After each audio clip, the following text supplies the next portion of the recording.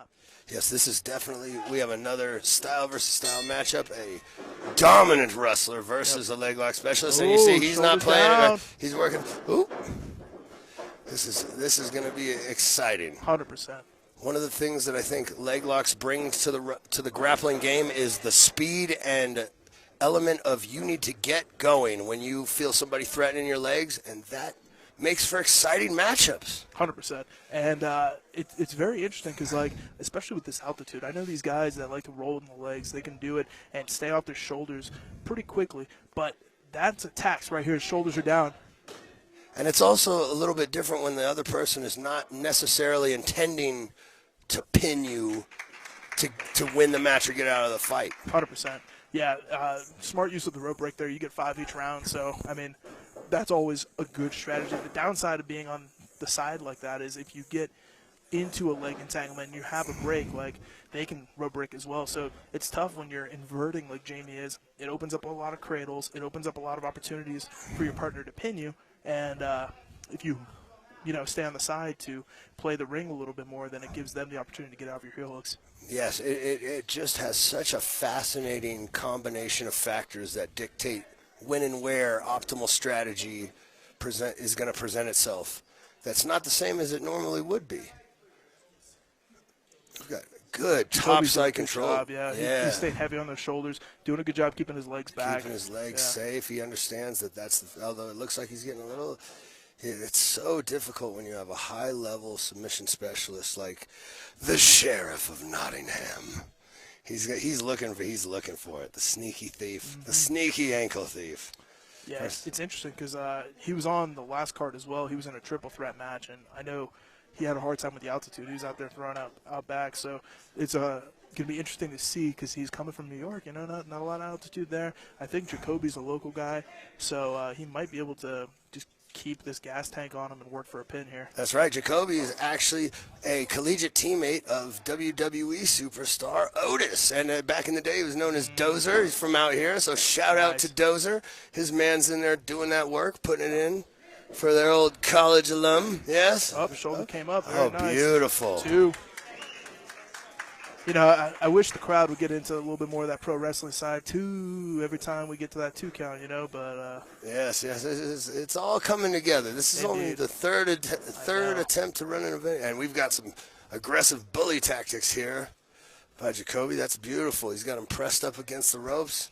Excellent. Yeah, he's working him right up in tight on the top. That is tight. That is tight. Rope break. Rope break. Beautiful. Ric Flair couldn't have done it any better, brother. That is what you call ring awareness. Very nice on the rope break. I was trying to see if they called that a pin, but nope, we're straight into a rope break. Good job. One of the beautiful advantages of having that second referee, James Crumpton, on the outside. That's huge. I was telling everyone at dinner last night, having 2 referees is definitely the way to go with this kind of stuff. The rope breaks really give a weird strategy to it, too, because I know when we were in the tag team tournament, I got a double wrist lock on a guy, and the only reason he wasn't able to grab the ropes is because my body was over top. Oh, shoulders down, cow catcher. Nice, backside. And he's got the pin. So Jacobi goes up, 1 fall by pin. Yes, and again, I want to emphasize the point that this isn't a standard like high school or collegiate amateur pin. This is a pro wrestling 3 count, Daddy. 100%. So you can get that 299 and get the shoulder up, and we are still going. Yeah, got to have that real dominant control, and it's it really shows you. I mean, that's always my thing is the pin should be a display of dominance, and with a 3 count. A full 3 count like we're doing here tonight. A true 3 count is a legitimate these pin. Instant pins that some shows run, it's very difficult to keep action moving, Jamie's looking a little tired in that corner over there. Yeah, well, altitude is one of the most effective submission holds up here in the Mile High. Yeah, conditioning is, as they all like to say, conditioning is the best submission hold. Yes. Conditioning is, and, when you're talking about an all-American wrestler, yes, and the stylistic mentality of someone who conditions in that way versus a leg locker.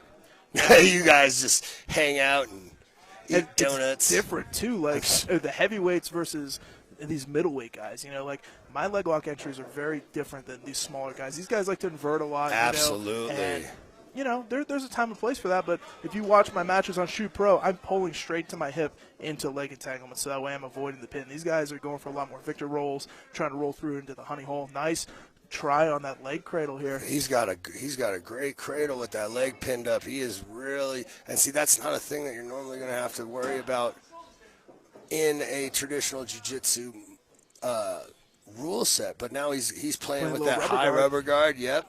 What's that? I can't see the grip. He's looked like he had crackhead control for a second, but it's hard to play rubber guard with a half as well, you know. Jamie's fading here. He's about to get pinned. Yeah, here comes the neck. Pressure. Jacobi's on the neck. He's got it in tight, nice and tight. Although he is close to the rope, he could potentially get the rope break. A beautiful rope break again. Good work from Jamie on the rope. And I got to imagine having competed under this rule set before really makes that rope break that much more obtainable in the moment. You remember that that's part of the rule set. Yeah, if you've not competed in this rule set before, it's nothing like anything else out there, especially like, you look at some traditional catch matches, obviously they have the pin, but the rope break adds a different element to it. Yes, there's so much. And then when you talk about the other aspects like tag team, a three-way match, I mean, there are variables that I don't think we have seen come to light yet that this rule set will eventually expose in combat sport. 100%. Shoulders still. Oh, he's got to kick out. The ref is giving him the break. Oh, he's bridging. He's fighting for. Oh. Rope break with the foot. Rope break with the foot. With the foot. That's beautiful. That is. Yep. Now, I believe the second one on this fall. Oh, wait. Oh, no, he got it. That was the pin. Oh, that was the pin. All right. Jacobi 2 pins. So now we're seeing a totally different meta. Like last show, I don't want to toot my own horn, but the leg walker got away with it. Now we got two guys who are very good.